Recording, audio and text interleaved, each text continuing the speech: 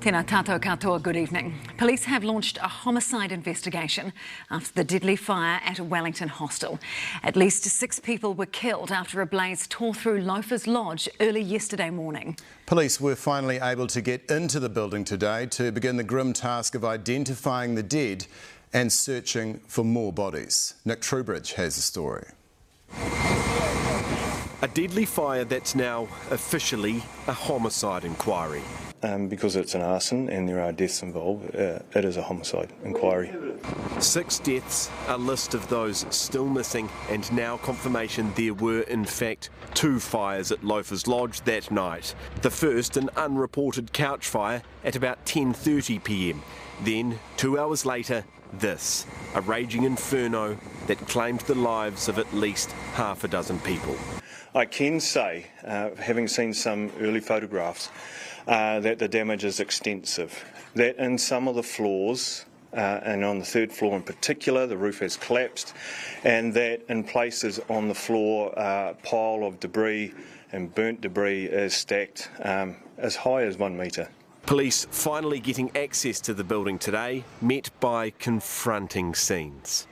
As you can imagine, the task that they're about to undertake is grim. Made more grim by confirmation they believe the fire was lit deliberately. Because it is an arson investigation, we do have a list of people that we want to speak to. Police are yet to identify the 6 people dead and say up to 20 are still unaccounted for. Former resident Simon Hannafy vividly recalls the faces of his neighbours. They used to yarn and sometimes share cigarettes, but he hasn't seen some of them since Tuesday.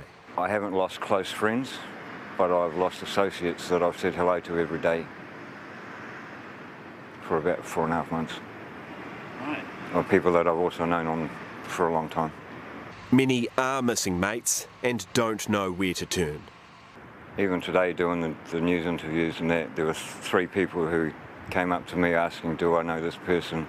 And they don't even know where to go to try and get confirmation of missing people. Newshub understands one of those missing is 50-year-old Liam Hockings, the brother of well-known BBC presenter Lucy Hockings. Chris Hipkins knows Liam. They protested together in the 1990s. He's a bit of a character, and certainly someone who I knew, and I haven't seen him much in recent years, to be a very sincere person. A person whose family and friends, like many others, wait desperately. Well, kia ora, Nick. Concerns have been raised about Fire and Emergency's response to this deadly blaze. What can you tell us? Yeah, that's right, Sam. I've spoken to a number of sources today about the resources available to firefighters as they tackled this blaze on Tuesday. And what I can reveal to you tonight is the 32-metre ladder unit that is often used to tackle fires like this. Well, one of them is actually still parked up the road just ahead of me at Newtown Fire Station because it's currently out of action. That means there was only one of those trucks available to firefighters on the night of that incident. That was parked up at Thorndon. That's across town for people that don't know Wellington. And sources have told me that this did restrict their firefighters' ability to respond tactically. It meant only one of those trucks would patrol the roof and try and get people off the roof, and they didn't have the other to assess or assist in other areas of the building. So a number of questions for FENZ about this. We sent them a number of questions today via email. They promised us a statement. We still don't have that. They declined an interview, but I've just heard in the last few minutes that they will be fronting media tomorrow to explain these resourcing issues. Of course, these aren't new for the fire service, but in this case, they may have had some effect. It's not clear whether they would have had an effect in terms of the number of lives impacted, but certainly we know from a tactical response it did have an impact. Sam. Nick Trubridge there, live from Newtown in Wellington. Thank you. The director of Loafers Lodge spoke with media today after residents raised concerns about fire protection in the building. Greg Meehan says he's followed the letter of the law and the building recently passed an inspection. But as Leighton Hakel reports, one building inspector has told Newshub he has serious concerns about the building inspection process in New Zealand. As investigators survey the wreckage of Loafers Lodge, its director, Greg Meehan, fronted up for the first time. Everyone is just gutted by this. It's just done us in completely. The blaze has raised questions about the building's safety. It was not required to have sprinklers, and some tenants say the fire alarms were unreliable. There's been all sorts of rumour and innuendo thrown around. I can't speak to a lot of that.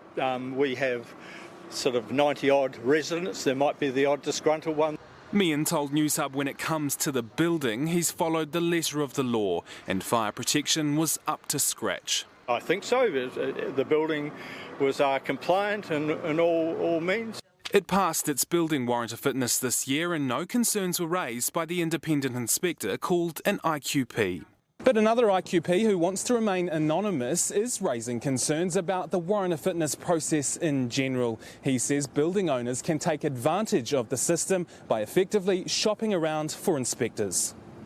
Once one IQP goes in and fails a building, they could quite easily go to another IQP that's a bit more lax or not, probably not as skilled, and get it passed, because the system allows for that. We've revoiced his interview to protect his identity as he fears he could lose his job, but felt compelled to speak out. Something needs to be done about this. It's absolutely criminal. It's criminal. Wellington Mayor Tori Whānau has already ordered her staff to look into it. To not only scope how wide this problem might be, so that if there are any other buildings of a similar nature, but of course the process in which they receive their warrant of fitness. She wants to see a government review of our building code too. Experts say it's about time. Looking at the older buildings, especially residential buildings, buildings that people are sleeping in, I think we need to learn from this tragedy. We need to stop it happening again. I have asked the Minister for Housing to look particularly at issues around building regulation to see whether there's anything more that we should be doing right at this point. But if nothing changes, there will be more incidents. It's not a could be, there will be. And he fears more lives will be lost. OK, Leighton, what more can you tell us about the police scene examination that's finally underway? Well, Michael, as you heard, a small team did manage to get inside today to begin their investigation, but there are so many questions about this fire, especially now that it has been deemed suspicious. Police say it is going to take some time to conduct their investigations into this fire. It is a large building, as you can see, and police have detailed just how much damage they've been confronted with. They do hope to carry out a more thorough scene examination from tomorrow, and until then, a scene guard will remain in place, and so will the cordons here. Leighton Hakel live in Newtown, Wellington. Thanks very much.